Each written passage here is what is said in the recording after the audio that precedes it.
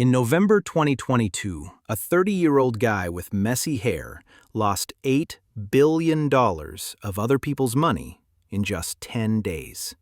His name was Sam Bankman-Fried, and he went from being worth $26 billion to completely bankrupt faster than you can say cryptocurrency. Celebrities like Tom Brady and Larry David lost millions. Over 1 million people lost their savings. And it all happened because of one simple lie. Let me explain. Who was Sam Bankman-Fried? Sam Bankman-Fried, or SBF for short, seemed like the good guy of crypto. He went to MIT, studied physics, and looked like he never combed his hair or changed his t-shirt. He said he wanted to make billions just to give it all away to charity. People loved him for that. In 2019, he started a company called FTX. By 2022, when he was just 30 years old, he was worth $26 billion. That made him one of the richest people under 40 in the entire world. He bought Super Bowl ads, named a stadium after his company, and got celebrities like Tom Brady, Steph Curry, and even Larry David to promote FTX. Everyone thought, this guy is smart, he's honest, he's going to change the world. Spoiler alert, he wasn't honest. What was FTX? So, what was FTX? Think of it like this. You know how the stock market lets you buy and sell shares of companies like Apple or Tesla? FTX was like that, but for cryptocurrency. Bitcoin, Ethereum, all those digital coins. Here's how it worked. You would sign up for FTX, deposit your real money, dollars, euros, whatever, and then you could buy crypto. FTX would hold your crypto for you, kind of like a bank holds your money. By 2022, FTX had become the third biggest crypto exchange in the world. They had celebrity endorsements, they were valued at $32 billion, and millions of people trusted them with their money. The promise was simple. Your money is safe with us. We keep your funds separate. We're not doing anything risky with it. That was the promise, but it was a complete lie. The secret scheme. Here's where things get insane. Sam didn't just run FTX. He also owned another company called Alameda Research. This was a trading company that made big, risky bets on crypto. Now, FTX and Alameda were supposed to be completely separate. Your money at FTX was supposed to stay at FTX, safe and untouched.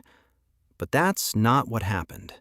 Sam secretly took billions of dollars from FTX customer accounts and sent it to Alameda Research. Then, Alameda used that money to make huge, risky bets. Some bets worked, but most didn't. And when those bets failed, the money was just gone. Let me give you an analogy to make this super clear. Imagine you put $100 in your bank account. You expect the bank to keep it safe, right? Now imagine the bank manager secretly takes your $100, goes to a casino, puts it all on red at the roulette table, and loses. That's basically what Sam did, except with billions of dollars.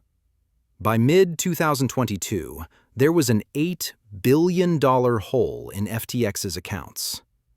$8 billion missing. And customers had no idea. The collapse. In November 2022, everything fell apart. A news website called CoinDesk published an article looking at Alameda Research's finances. And people started asking questions. Wait, why does Alameda own so much of FTX's own token? Why are these two companies so connected? Then, on November 6th, the CEO of Binance, FTX's biggest competitor, announced he was going to sell all of his FTX tokens. This spooked everyone. People thought, If the biggest crypto exchange is dumping FTX, something must be wrong. And that's when the panic started. Everyone rushed to withdraw their money from FTX at the same time. It's called a bank run. Thousands of people, all trying to get their crypto out at once. But here's the problem. FTX didn't have the money. Remember, billions of it was gone, lost in Alameda's bad trades. So FTX couldn't pay people back. Sam tried to get emergency funding. He asked other companies for billions of dollars to save FTX. Everyone said no. Even Binance, who thought about buying FTX, took one look at the books and said, "Nope, this is too messy." On November 11, 2022, just 10 days after the first article came out, FTX filed for bankruptcy.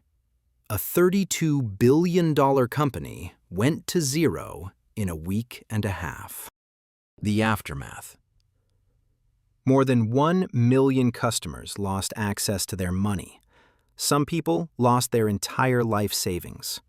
One person had $2 million in FTX. Gone, just like that. Sam resigned as CEO. He went on Twitter and apologized, saying things like, "I'm sorry," and "I messed up." But that didn't bring anyone's money back. In December 2022, Sam was arrested in the Bahamas, where he'd been living in a luxury penthouse. He was extradited to the United States and put on trial for fraud. In November 2023, he was found guilty on all 7 counts of fraud and conspiracy. In March 2024, he was sentenced to 25 years in federal prison. The celebrities who promoted FTX? They got sued. Tom Brady, Gisele Bündchen, Larry David, Steph Curry, all of them faced lawsuits from people who said, "We trusted FTX because you told us to." The lessons. So what can we learn from this disaster? First, not your keys, not your crypto. In the crypto world, if you don't control the private keys to your coins, you don't really own them. FTX controlled everyone's crypto, and look what happened. Second, celebrity endorsements mean nothing. Just because Tom Brady or Larry David promotes something doesn't mean it's safe. They got paid millions to do those ads. They didn't do research. Third, if something sounds too good to be true, it probably is. FTX promised high returns with no risk. That doesn't exist in investing. Fourth, regulation actually matters. FTX wasn't properly regulated. There was no one checking their books, making sure customer money was safe. And that's how Sam got away with it for so long. And finally, never invest money you can't afford to lose. Some people put their rent money, their savings, everything into FTX, and they lost it all. The FTX collapse was one of the biggest and fastest frauds in financial history. Sam Bankman-Fried went from being called the J.P. Morgan of crypto to serving 25 years in prison. And millions of people learned a very, very expensive lesson. If you want to learn about more financial disasters like this, hit subscribe. Next time, we're talking about the 2008 financial crisis and how it almost destroyed the entire world economy. See you then.